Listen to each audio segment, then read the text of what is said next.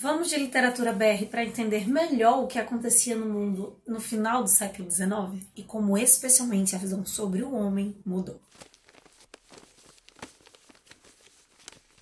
O que temos para hoje são estudos e Dulcineias. Eu sou a Larissa Bertolino, você está no canal Uma Garota Quixotesca, onde nós tratamos de literatura, sempre partindo de pressupostos, ideias, e compartilhem algo com o nosso Dom Quixote de La Mancha. Sim, esse vídeo deveria ter saído na segunda-feira, mas acabou saindo hoje, por isso vamos direto ao assunto para não perder mais tempo. Nós tratamos do realismo e do naturalismo no início do mês, na primeira resenha do mês, então por isso eu decidi subir o relendo que seria na próxima semana para agora, para nós abrirmos um pouquinho mais o leque da literatura, tendo esse contraponto da literatura espanhola com a literatura brasileira. Para analisar essas ideias, nós escolhemos um dos nossos livros BR mais polêmicos do final do século XIX, lançado em 1888. Eu lembro que essa foi uma das pouquíssimas datas de publicação que eu memorizei rapidamente, que na hora eu associei na primeira aula no ensino médio sobre esse assunto e nunca mais esqueci. Porque tudo o que aconteceu esse ano, além de talvez o grande marco para nossa cultura, que foi a Princesa Isabel promovendo ali a Lei Áurea, nós tivemos a publicação da obra A Carne, do Júlio Ribeiro, O Crepúsculo dos Deuses, ou O Crepúsculo dos Ídolos, do Nietzsche, e Os Maias, do Eça de Queiroz. O que é que essas obras têm a ver? Como elas conversam com o texto de hoje? O mundo,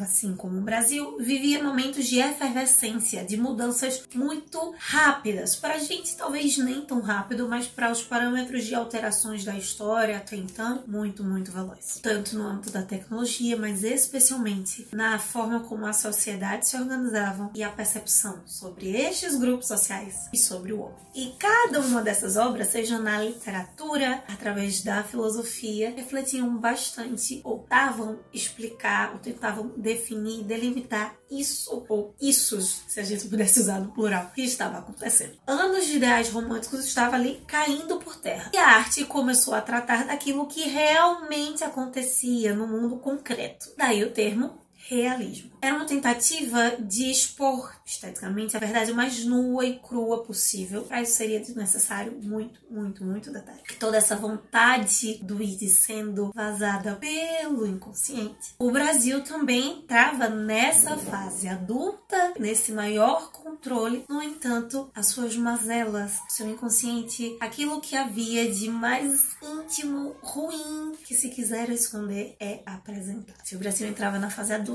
é isso também que irá acontecer com o Sérgio. Um garotinho, cachadinho, de 11 anos, que fica impressionado com o colégio internato Ateneu, no Rio de Janeiro. Fora o pai para estudar ali. E aos 25 anos, já na sua fase adulta, ele contará como foi essa experiência, talvez já evocando Freud mais uma vez, cheio de traumas que o Sérgio passou no Ateneu. Como texto de um outro autor realista, naturalista de romance de formação, que é o Oscar Wilde, o texto do Raul Pompeia, ele parece ao início ser complexo, ser difícil de entender, mas vamos nos acostumando e pegando o ritmo da leitura. Já é a quarta vez que eu leio esse livro, já tenho essa mesma sensação em todas as vezes. E da primeira me custou muito mesmo ler o livro do início ao fim. Agora, com 25 anos, a mesma idade que o Sérgio, foi bem mais fácil. Apesar do realismo naturalista, especialmente, não ser a minha estética favorita. Mas eu acredito que esse rebuscamento na forma, essa confusão que as palavras causam no início da leitura, nos ajuda, enquanto leitor, inclusive, a entender o desafio do Sérgio passar por essa fase. Aqui a forma, né, unindo estrutura e temática. A porta do Ateneu, quando ele vai, de fato, começar o ano letivo no internato, o seu pai lhe dá o seguinte conselho: faz encontrar o mundo, coragem para a luta. E, de fato, assim como numa perspectiva darwinista, é isso que acontece não só com o Sérgio, mas com todos os meninos daquele grupo, daquele colégio.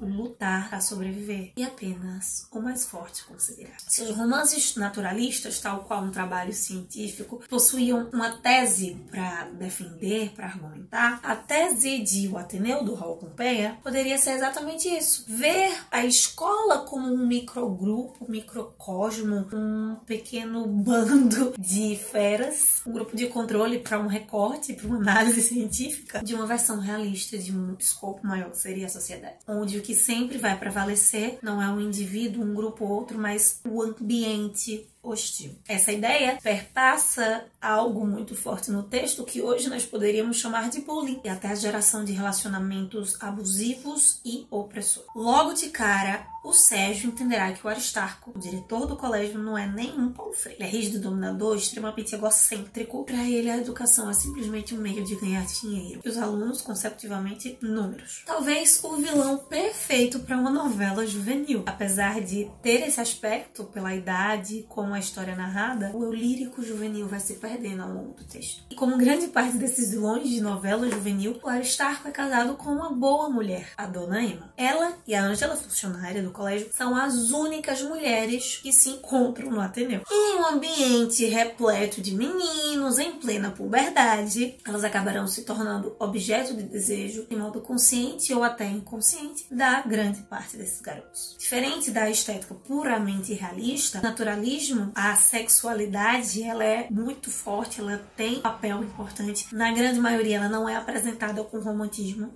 zero, sem idealização, sem projeção, nada disso. E é um dos temas centrais para trabalhar esse paralelo, esse simbolismo que o naturalismo faz de tratar o homem como um animal, com seus lados instintivos. E ainda mais, no caso do Ateneu, a sexualidade seja o segundo ponto essencial importante para a forma da obra. Porque não são nem a atração e a confusão que essas mulheres provocam na mente desses jovens cheios de hormônio que seja a grande questão sexual na obra, mas a descoberta em si da sexualidade por esses meninos na puberdade, para uma fase adulta, formulação do desejo, a percepção do corpo, do outro, é fundamental para a existência e para o funcionamento do Ateneu como um microcosmo, através até de uma visão romana da homossexualidade. Logo no início dos seus estudos, da sua carreira escolar, o Sérgio entenderá que o Ateneu funciona na base dos protegidos e dos protetores. Além do bullying como regra social, ele perceberá que para receber proteção, ele mesmo tem que se oferecer como moeda de troca. Assim,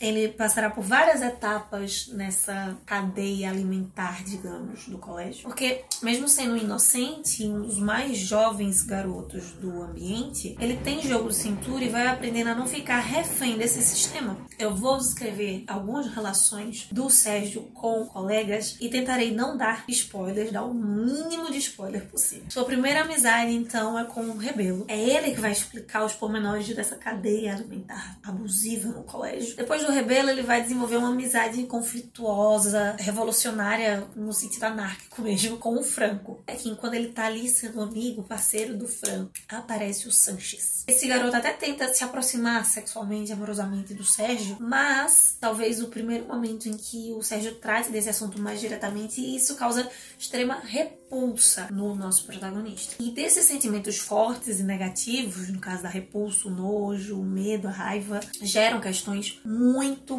significativas no amadurecimento do Sérgio e dos demais garotos. Nesse uterinho existe um caso ali, um crime passional, uma questão de ciúmes envolvendo uma pessoa específica que faz com que o Sérgio admire um outro rapaz, o Bento Alves. Essa relação deixa claro para nós leitores e próprio Sérgio ali no seu desenvolvimento a importância da admiração e do jogo político, além das questões instintivas e hormonais das nossas relações interpessoais. Perpassa a ideia de sim, o naturalismo enxergar o ser humano como um animal, com instintos, com irracionalidade, mas a política, as relações sociais como algo imprescindível até mesmo para o desenvolvimento desse instinto ou para a vazão desse instinto. De novo, o conflito entre o id e o superego gerando a personalidade, a vazão do inconsciente. Além deste episódio também deixar mais claro, mais evidente, como nós podemos perder a admiração e o respeito pelo outro, coisas aparentemente banais, mas que no fundo não são. Dentro dessas relações políticas, um aspecto muito forte desse período e que, de certa forma, não diretamente, mas estará apresentado na obra, são as reivindicações sindicalistas do final do século XIX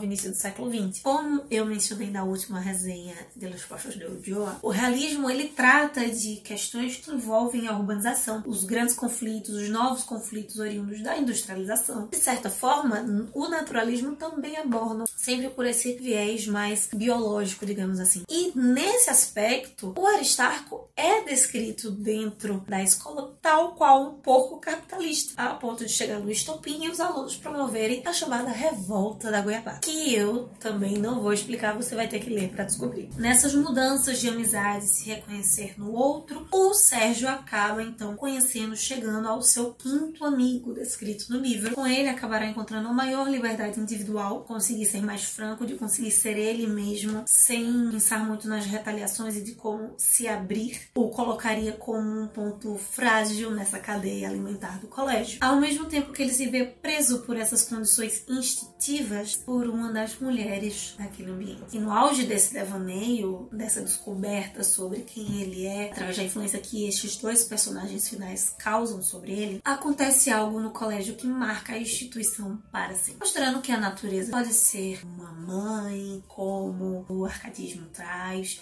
que pode ser explicada racionalmente pela ciência, mas que também ela é imprevisível, catastrófica, que tem uma força muito maior do que qualquer ser humano. Tanto a natureza biológica, geográfica, como a nossa natureza, partindo da ideia de sermos analisados enquanto animais. Fica claro, então, no Ateneu, essa transformação do Sérgio de um menino doce, religioso, em alguém cético, calculista, ao mesmo tempo que ele, hoje, aos 25 anos, enquanto narrador muito objetivo na sua explanação dos fatos, há uma vazão, talvez aí o inconsciente gritando nessa sua narrativa, de uma nostalgia, de uma saudade desse período. E ele acaba demonstrando, citando que sente saudade desse período que ele descreve como terrível na sua vida, de um modo muito poético. Ele acaba traduzindo saudade como uma espécie de funeral das horas. Por perder tanto tempo rememorando essas recordações da fase da vida que é a mais importante para a formação da nossa individualidade, a adolescência. Então é isso, meus queridos cavaleiros andantes. E você hoje, de modo bem realista, objetivo, consegue me dizer aqui embaixo qual é o seu funeral das horas da adolescência? Que momento, que fase, que acontecimento desse período na sua vida você perde, gasta ali horas do seu dia relembrando, seja de modo positivo ou negativo. Me conta aqui embaixo, evitando o romantismo. Tente trazer uma estética naturalista e me conta aqui se você fosse escrever o seu Ateneu, sobre qual momento da sua vida você relataria. Nos vemos no próximo vídeo para falar de cultura nordestina. Enquanto isso, que possamos sair da biblioteca e ver muito além dos moinhos de vento.